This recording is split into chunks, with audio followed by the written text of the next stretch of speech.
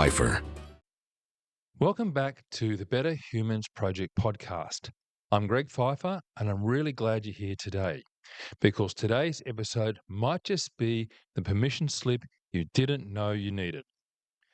We're talking about a question, not a comfortable one, not one with a tidy answer, but it's one of the oldest and most unsettling questions a human being can ask, not about someone else, not in the abstract, but about your own life as it's being lived right now.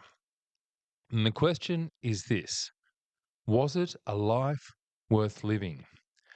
Now, I know that might sound like the kind of question you ask at the end, at the deathbed, in the memoir, in the final chapter. But I want to argue today that this is actually one of the most important questions you can ask in the middle, right here, right now, while you still have the chance to do something with the answer. Because here's what I've observed in my own life, in the lives of people I've known and spoken with. Most of us are running some kind of internal scoreboard. We're measuring ourselves constantly against some standard of what a successful, worthwhile life looks like. We might not have named that standard. We might not even be aware we're doing it. But it's running in the background, shaping how we feel about ourselves, influencing the choices we make, colouring every ordinary Tuesday. So today, we're going to drag that scoreboard out into the light. We're going to ask where it came from. We're going to ask whether it's measuring the right things. And we're going to explore whether there might be better questions entirely than was I a success? Now, this is deep territory, so I hope you'll stay with me. The phrase itself, a life worth living, comes with a long and serious history. Socrates famously declared that the unexamined life is not worth living, and it's one of the most quoted lines in all of philosophy, and also one of the most contested. What Socrates meant, most scholars believe, is that a life lived without self-reflection, without conscious engagement with one's values and choices, falls short of the specifically human capacity for reason and meaning making. But notice what he didn't say. He didn't say the unsuccessful life is not worth living, or the unhappy life, or the unproductive life. He said the unexamined one, the life lived on autopilot, the life in which you've never really asked the question. Now, fast forward to the 20th century, and philosopher Albert Camus made the question even more urgent. Camus argued that the most fundamental philosophical question is whether life is worth living at all, and that everything else follows from how we answer it. His answer, reached through a clear-eyed confrontation with the absurdity of existence, was yes, but not on the basis of external achievement or conventional success, but on the basis of rebellion, presence, and the fully conscious engagement with being alive. Now, what I find striking about both these thinkers, separated by more than 2,000 years, is that neither of them equated a worthwhile life with a successful one in any conventional sense.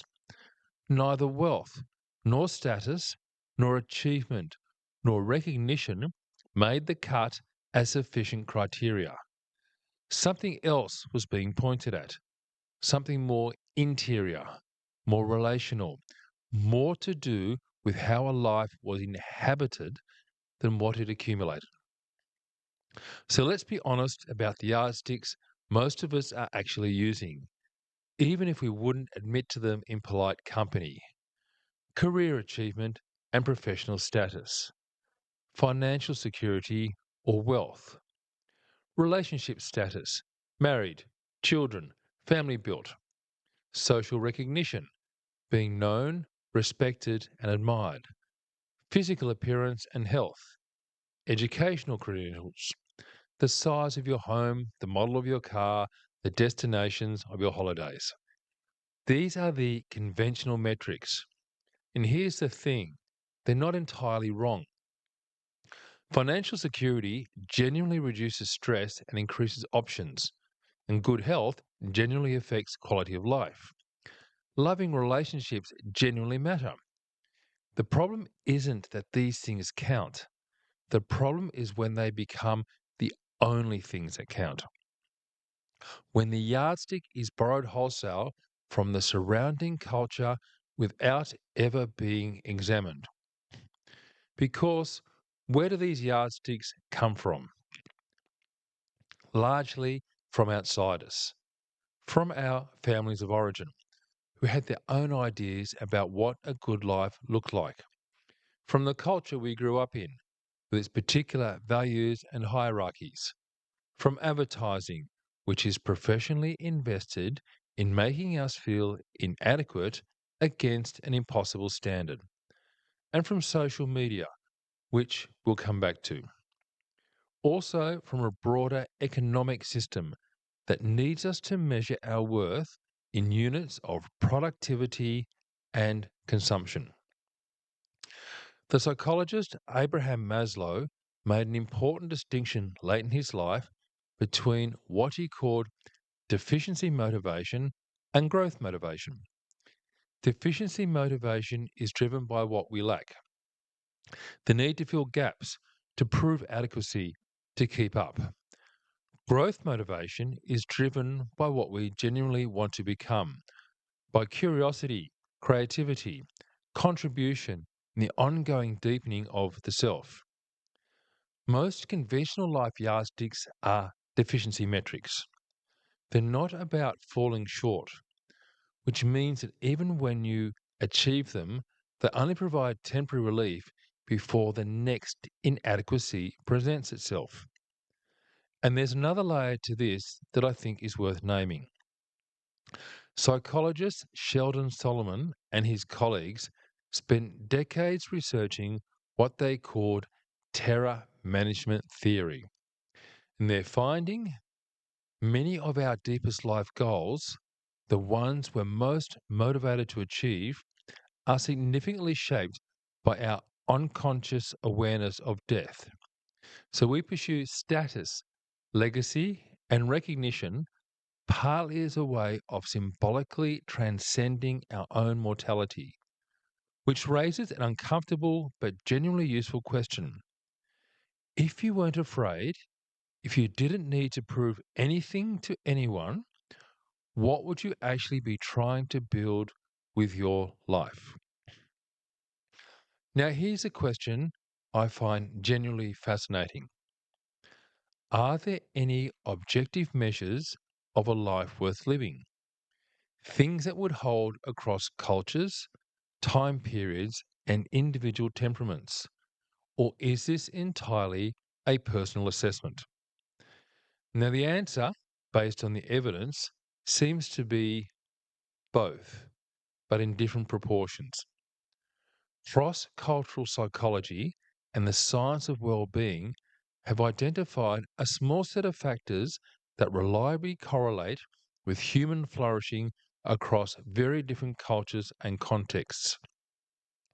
The quality of close relationships is the most robust of these, a finding replicated so consistently that it is about as close to a universal truth as social science offers. In the Harvard study of adult development, which has followed people across their entire lifespans for 80 years, found that close, warm relationships were the single strongest predictor of health and happiness in later life. Not wealth, not achievement, not fame, relationships. A sense of meaning and purpose also appears to be close to universal in its importance. Viktor Frankl, who survived the Nazi concentration camps and emerged with what he called logotherapy, which is a system of psychology built around the human need for meaning, argue that human beings can endure almost any how if they have a sufficient why, and research consistently supports this. People who describe their lives as meaningful report higher well-being, greater resilience, better physical health, and longer life expectancy.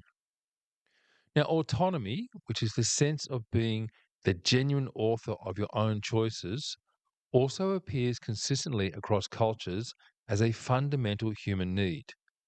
Its fulfillment correlates with well-being, and its absence is linked to depression and a sense of futility. But beyond these broad universals, the picture becomes deeply personal. What counts as a meaningful relationship, a purposeful life, or genuine autonomy varies enormously between individuals, cultures, and historical moments. The mother who measures her life by the flourishing of her children is using a different yardstick from the artist who measures it by the integrity of her creative work, who is using a different yardstick from the doctor who measures it by the life saved, who again is using a different yardstick from the monk who measures it by the depth of his contemplative practice. Now, all these yardsticks can be legitimate. The question is whether the one you're using is genuinely yours.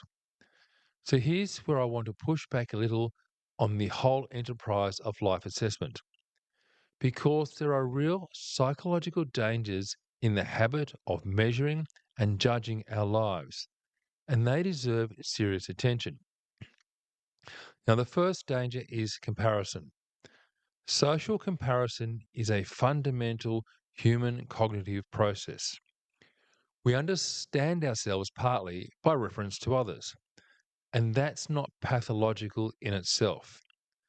But comparison becomes dangerous when it is constant, asymmetric, and disconnected from our actual values. Research by social psychologist Leon Festinger and later by Sonia Lyubomirsky found that people who habitually engage in upward social comparison, which is measuring themselves against those who appear to be doing better, consistently report lower well-being, higher anxiety, and greater dissatisfaction, regardless of their objective circumstances. The problem is not just that comparison makes us feel bad, it's that it distorts what we're measuring. When we compare, we tend to compare our internal experience, complex, flawed, filled with self doubt, with other people's external presentation, which is curated, partial, and rarely shows the full picture. We are comparing our blooper reel to their highlight reel, and we lose that comparison every time. The second danger is what psychologists call inaction regret. Research by Daniel Kahneman and others show that in the long run, we regret the things we didn't try far more than the things we tried and failed. But in the short term, the regret of action is often more vivid and painful. This matters for how we frame our life assessments, because a focus on where did I fall short tends to amplify inaction regret in ways that are often neither fair nor useful. And there's a subtler danger too, what I'd call the fixed story problem. The psychologist Dan McAdams has spent his career studying how human beings construct narrative identities, the stories we tell about who we are and what our life means. His research shows that the tone and shape of these stories have profound effects on mental health, resilience, and meaning. When we issue a final verdict on our lives, it was a failure. I never amounted to anything. I wasted my potential. We close the narrative. We stop writing. But the story isn't finished yet, and the story can always be rewritten. Now, we can't have this conversation without talking about social media, because social media has done something genuinely new to the ancient human practice of life assessment. It has made comparison ambient, continuous, and almost impossible to opt out of. Every platform, Instagram, Facebook, LinkedIn, TikTok, is fundamentally a curated exhibition of live highlights. People post their weddings, their promotions, their holidays, their achievements, their beautiful meals, their beautiful children. They rarely post their 3 in the morning anxieties, their job rejections, their difficult marriages, their financial struggles, or the ordinary Tuesday afternoons in which nothing happened and they felt vaguely behind. Now, the result is that social media create a profoundly distorted baseline against which people measure their own lives. Research by Ethan Cross and colleagues at the University of Michigan found that passive scrolling, moving through feeds without actively engaging, predicted decreased subjective well-being over time. The more people scrolled, the worse they felt about their own lives. But it's not just about feeling bad. Social media has also reshaped the very yardsticks we used. It has amplified a specific, highly visual, consumption oriented model of the good life. The perfect relationship, the successful career, the gorgeous home, the fit body, the exciting travel, and the admiring audience. These images don't just make us feel inadequate, they colonize our imagination, narrowing our sense of what a worthwhile life could even look like. There's a particular cruelty in what LinkedIn does to professional self assessment. Every day it surfaces promotions, funding announcements, and career milestones from people in our networks. So there's a continuous stream of professional achievement against which our own careers can only look, by comparison, quiet. Now, LinkedIn is perhaps the most relentless generator of inaction and regret in the history of human technology. A 2022 study published in the Journal of Social and Clinical Psychology found that limiting social media use to 30 minutes per day for 3 weeks produced significant reductions in loneliness, depression, and anxiety. The participants didn't delete their accounts, they just used them less. The implication is clear: the dose makes the poison, and most of us are significantly overdosed. So, if conventional success is a flawed metric and social media makes it even more distorting, what are the better measures? Well, I want to offer you several frameworks, all grounded in serious psychological research. The first comes from psychologist Carol Ryff, who spent decades researching what she called psychological well-being. Not just the absence of distress or the presence of positive emotion, but the full picture of human flourishing. She identified 6 dimensions that she argues constitute a genuinely good human life: self acceptance, an honest, compassionate relationship with who you are; personal growth, a sense of ongoing development, of not being finished; purpose in life, a sense that your existence has direction and meaning; environmental mastery, a feeling of competence in navigating your world; autonomy, the sense that your choices are genuinely yours; and positive relationships, close, warm, trusting relationships with others. What I love about Riff's framework is that it contains nothing about wealth, status, achievement, or external recognition. It is entirely about the quality of your inner life and your relationships. and it can be applied to any life in any circumstances. The second framework comes from a somewhat unexpected source. Donald Winnicott, the British paediatrician and psychoanalyst, gave us the concept of the good enough mother. The idea that children don't need perfect parenting to thrive. They need parenting that is consistently good enough. Now, I've come to think this applies far more broadly. The good enough life.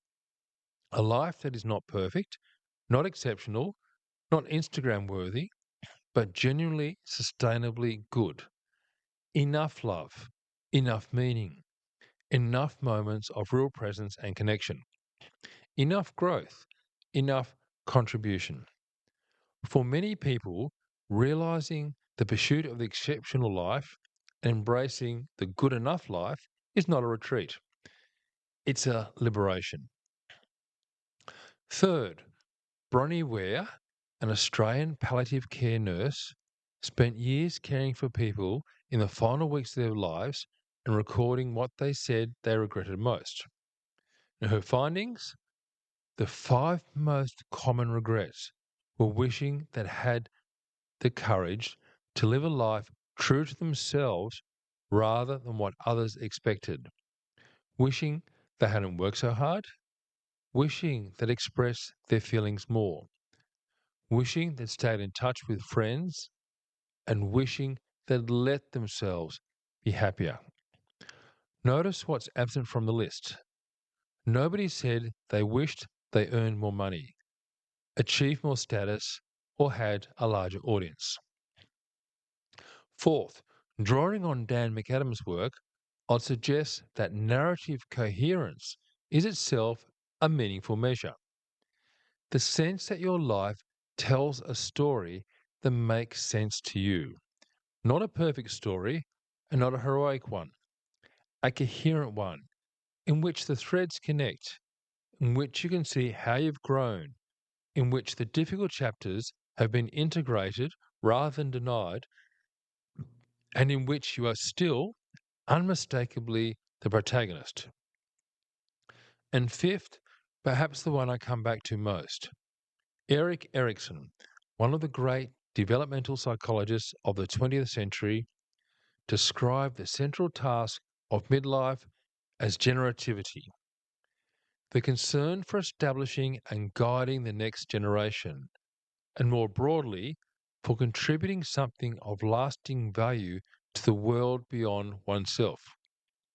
Now, research consistently finds that people who describe their lives as oriented towards contribution and legacy, rather than personal acquisition and status, report higher life satisfaction and lower death anxiety. The question is not just what did I get, but what did I give? What did I leave? What did I tend?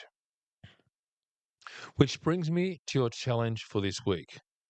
And I want to be upfront, this one asks more of you than most.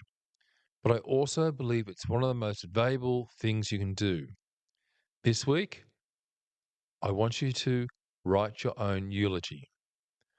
Not the one you would receive based on your current life, the one you would most want to receive, the one that would make you feel hearing it that you had lived the life you are actually here to live.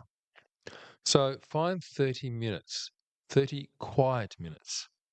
Sit down somewhere without distractions and write it in full. Who is speaking? What do they say? What do they remember about you? What did you stand for? What did you give? What did people feel in your presence? What changed because you were here? Now, don't be modest and don't be performatively humble. Write what you actually want your life to have been.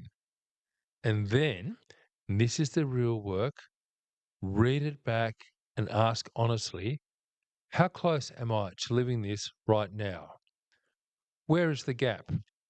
And what is the one thing I could do this week to close it even slightly? Now, the worksheet has space for all this, but even if you don't use the worksheet, I'd encourage you to do the writing, because the eulogy you want is a map. It tells you, more honestly than almost anything else, what you actually value. Once you strip away the performance and the comparison and the poise.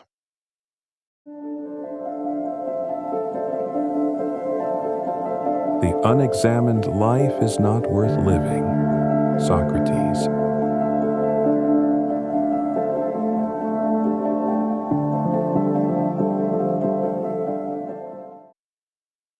Welcome back. I hope that first half gave you something real to sit with, and I imagine some of you are already turning these questions over. Good. But before we close, let me walk you through the companion worksheet for this episode. The worksheet is in 3 parts, and it's designed to be approached slowly and honestly, which feels appropriate given what we've been discussing. Part 1 is called Your Current Scoreboard. It asks you to bring into conscious awareness the yardsticks you're actually using to assess your life. These are reflection questions about where the standards came from: family, culture, social media, your own genuine values, and a rating grid that asks you to score yourself on conventional success metrics and then separately on the alternative measures we explored today. And the gap between those two columns is usually where the most interesting material lives. Part 2 holds the weekly challenge, your eulogy. There's a full page for it. I want you to use it. Below the writing space, there are structured questions to help you work with what you wrote. Identifying the gap between the eulogy you want and the life you're living right now, and making one specific commitment about what you'll do this week to begin closing it. Part 3 is a brief closing reflection. 3 questions designed to help you settle the insights from this episode into something you can actually carry forward. 1 question about the yardstick you want to retire. 1 about the alternative measure you want to adopt. And 1 that I think is perhaps the most important question in the whole worksheet. What would it mean to be kinder to yourself in how you assess the life you have already lived? Okay, so let's me bring this all together. Today we started with the oldest of questions. Was it a life worth living? And we tried to take it seriously. We traced it through Socrates and Camus and found that neither of them located a worthwhile life in conventional success. We surfaced the yardsticks most of us are actually using and ask, honestly, where do they come from? And whether they are genuinely ours or borrowed from forces that may not have our flourishing as their primary concern. We looked at what cross-cultural research agrees on, that the quality of our close relationships, a sense of meaning and purpose, genuine autonomy, and contribution to something beyond ourselves are the most reliable foundations of a life experienced as worthwhile. We examine the dangers of the life assessment habit, the cruelty of constant comparison, the tyranny of inaction regret, and the harm of issuing a final verdict on a story that isn't finished. Now, we confronted what social media has done to life assessment, creating a continuous, curated, distorted exhibition of other people's highlight reels against which our complex, ordinary, unfiltered lives can only look inadequate. And we explored better measures. Carol Ryff's 6 dimensions of psychological well-being, Winnicott's liberating concept of the good enough life, Bronnie Ware's deathbed regrets that contain no mention of money or status, McAdams' narrative coherence, and Erikson's generativity, what you gave and left rather than what you got and kept. And your challenge is to write your own eulogy, the one you actually want, and then to ask with honesty and with kindness how close you're living to it. I want to close with something I genuinely believe after years of thinking about these questions. The life worth living is not the life that scores highest on someone else's metric. It is the life that was most fully, most honestly, most courageously yours. The life in which you showed up for the people who mattered, for the work that called you, for the version of yourself you were always trying to become. Most of us will never be famous. Most of us will not change the course of history. Most of us live and love and struggle and grow and disappear into the ordinary, enormous flow of human life. And this is not a failure. That is the whole point. The question is not whether your life was spectacular. The question is whether it was real. So thank you for listening, and thank you for being willing to ask the hard questions, and that willingness itself is an answer. If this episode resonated with you, please share it with someone who needs to hear it, and tag us on your socials and leave a comment where able. If you'd like a copy of the accompanying worksheet, or simply to share your story, or would like to be a guest on the podcast, reach out at contact@thebetterhumansproject.com. I'm Greg Pfeiffer, and this is the Better Humans Project podcast. Take care of yourselves out there and each other. Till next time, goodbye.